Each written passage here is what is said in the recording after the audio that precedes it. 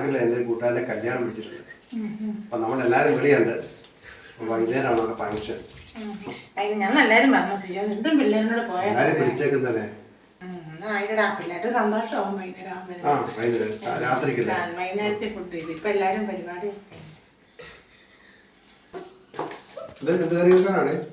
ഇത് പുളിശ്ശേരി ആക്കണം.